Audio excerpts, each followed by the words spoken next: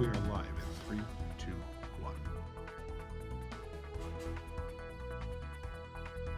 Please watch the Super Bowl safely, gathering only virtually or with the people you live with. Health officials warn against Super Bowl gatherings this Sunday. A petition for Governor Cox to veto a concealed carry bill on the Hill.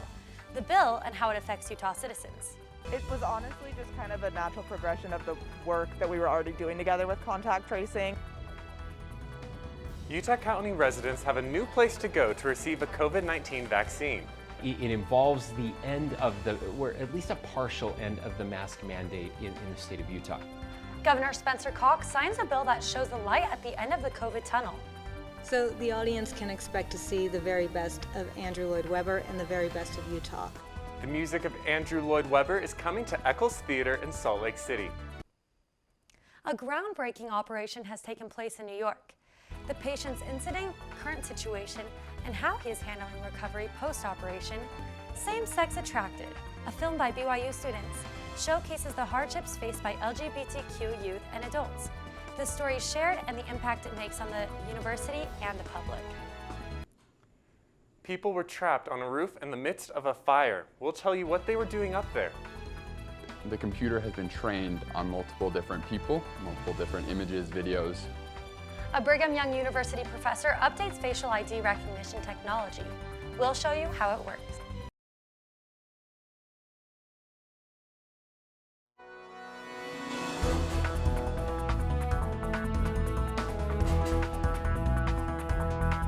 We are live in 3, 2, 1.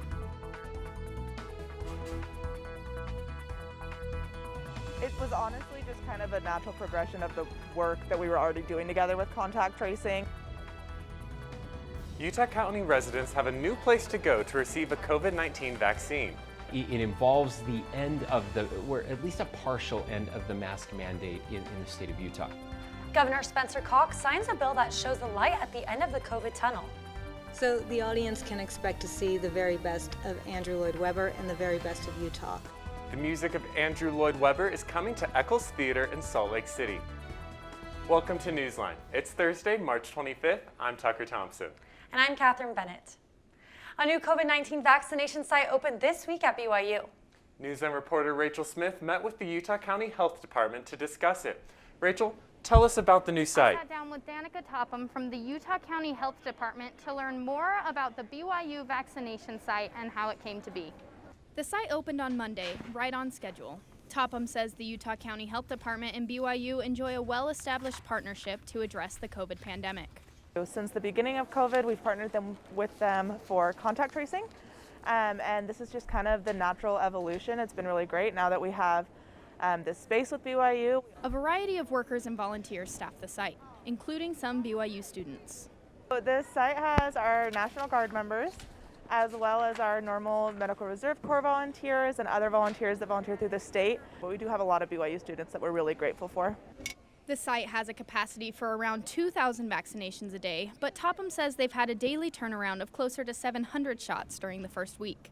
All right. The vaccination process is fairly simple. After registration, vaccine recipients get an email with a confirmation code that they bring to the site. When they arrive, they scan their ID and schedule the second dose if necessary. After you schedule your second, then you're going to go to the counseling nurses, and they'll advise you whether you need to wait 15 minutes or 30 minutes after the vaccine for observation. After you meet with the counseling nurses, you'll go to the shooting nurses where you will get the injection.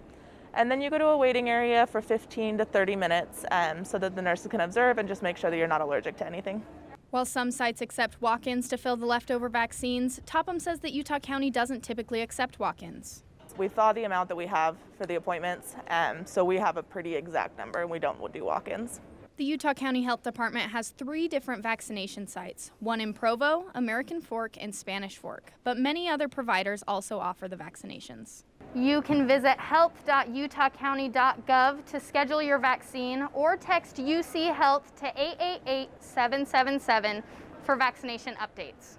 Reporting for Newsline in Provo, I'm Rachel Smith. Thanks, Rachel. Governor Spencer Cox signs 4 bills, vetoes 3, and will allow 3 others to become law without his signature. One of the bills Cox signed is the Pandemic Endgame Bill. Because of the continuing decline of COVID numbers and the large amount of distributed vaccines, Cox says he can sign this bill confidently. The bill removes this mask mandate for everyone except schools and gatherings of more than 50 people.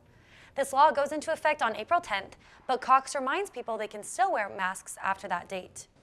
That doesn't mean that you can't wear a mask. In fact, we still encourage you to wear a mask, especially if you've not been vaccinated, and so that you can protect yourself and protect those around you. It's important to note that businesses can still decide to require masks. Cox has signed 460 bills from the 2021 general legislative session. Today is the last day the governor may sign or veto bills.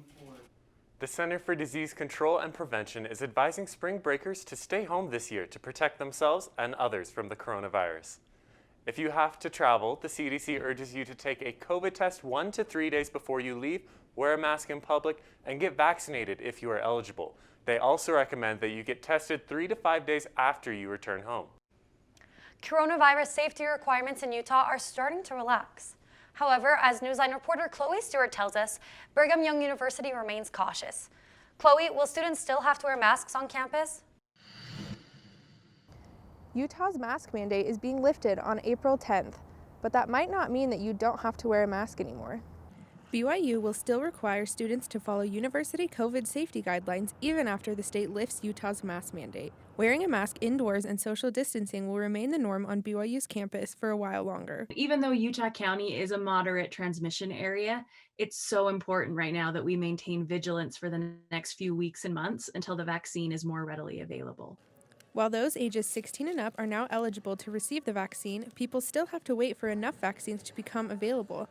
Plus, it could take more than a month to complete the required doses before health officials can consider you fully vaccinated.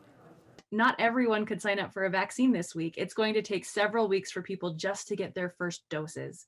And then you have to wait another 28 days before you can get your second dose. So that's going to take a while to make sure that everyone on campus is vaccinated. As a private institution, BYU has the freedom to choose and enforce the safety requirements on campus separate from the government, unlike what goes for public schools in the state.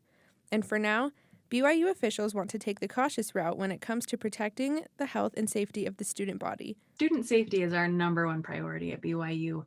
And especially during this pandemic, that's required a lot of adapting from our students and our faculty and our staff across campus to make sure everyone is as safe as possible. As more vaccines get distributed throughout Utah and more citizens receive their doses, safety regulations will likely begin to relax on campus. For all of BYU's coronavirus updates, visit byu.edu/coronavirus. Reporting for Newsline in Provo, I'm Chloe Stewart. Thanks, Chloe. 3 people have been arrested and charged in the Kearns kidnapping and murder case. 38-year-old Carolina Marquez and 22-year-old Fernando Marquez have been charged with murder, kidnapping, and obstruction of justice. 27-year-old Ivan Acosta has also been charged with kidnapping and obstruction of justice. The charges are in connection to the disappearance and murder of 25-year-old Nicole Solorio Romero. She was forcibly taken from her home in February, and her body has still not been found. This week, multiple cars were broken into at gyms across Davis County. The suspects are breaking car windows to get inside. Now that spring is coming, car robberies are increasing. Police warn people to hide valuables in the trunk of your car or in a locker in the gym. They also advise you to lock your car when you leave, even for a short time. Police are looking for the driver of a hit-and-run accident. Police say 47-year-old Daniel Wilkinson was driving a 2004 Chevrolet Venture when he hit a person with his car and then drove away.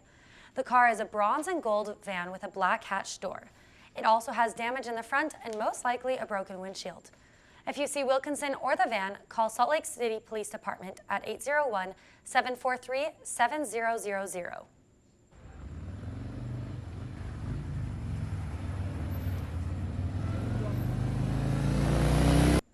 The West Valley City Police Department did a school crosswalk safety drill. As you see in the video, the van did not stop for the pedestrian, which is against the law. Drivers have to let the pedestrian walk from curb to curb completely before going. Police saw a total of 152 violations during their drill. A little girl in Orem who was reported missing has been found. 7-year-old Jocelyn Cortez was located out of state last night. She had been reported missing after her mother last saw her at a classic skating rink with family members. She had been with her 63-year-old grandmother, Yvonne Cerda San Martin, and 24-year-old aunt, Paola Beon. Orem police say she is not in any danger, in good health, and on her way back to Utah. Police will not be commenting any more on this case. A missing boy from Salt Lake City is found. 11-year-old Kevin Ituritika went missing on Tuesday morning after running away from his home in South Salt Lake City. But this morning, police confirmed that Kevin is found and safe. He is currently in the state's custody. Salt Lake City Mayor Aaron Mendenhall wants people to minimize water waste after Utah's record-breaking dry year. And so I think this theme of conservation is something that I encourage residents not to shut their ears to. 2020 was recorded as the driest year in Utah and the 7th hottest on record. The majority of Utah water comes from local canyon streams. These streams are lower than normal due to the hot year and less snow. Mendenhall plans to transition to other resources such as lake water. She says Utahns should try to incorporate water conservation into their daily life. The streams in Zion National Park, as well as the North Fork of the Virgin River, are contaminated with toxic bacteria. The bacteria, cyanobacteria, can be poisonous to pets and humans if they come in contact with it. Park officials warn visitors not to drink the river water or swim in it, as the bacteria can enter the body through the eyes, mouth, nose, or open wounds. Anyone who comes into contact with the bacteria should call poison control. Provo Mayor Michelle Kafusi announced she is running for re-election. I'm Mayor Michelle Kafusi, mayor of the greatest city in America, and I'm running to continue to serve you and advocate for our shared values. Kafusi listed some great qualities of Provo. She highlighted Provo's recreation and education opportunities, as well as a thriving economy. Kafusi called the people the secret sauce to the city's success. This week is National Drug and Alcohol Facts Week. The purpose is to educate teens about the dangers of drugs and alcohol and to bust the myths about their use. Studies show the #1 way to prevent teenage drug and alcohol abuse is by parents and guardians talking with their children about the consequences. To find out the facts, visit parentsempowered.org. The music of Andrew Lloyd Webber is coming to Salt Lake City.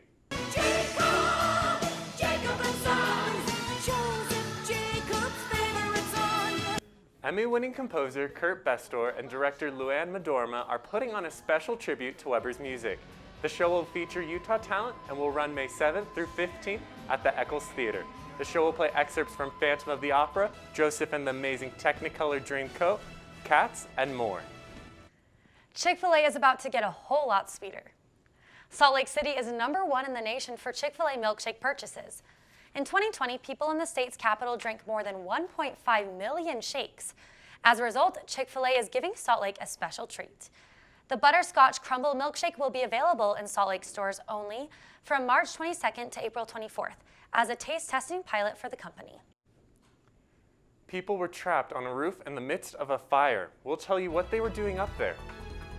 The computer has been trained on multiple different people, multiple different images, videos. A Brigham Young University professor updates facial ID recognition technology. We'll show you how it works. Plus, a volcano eruption in Iceland and lots of clouds here in Utah, what you need to know for the weekend. Up next.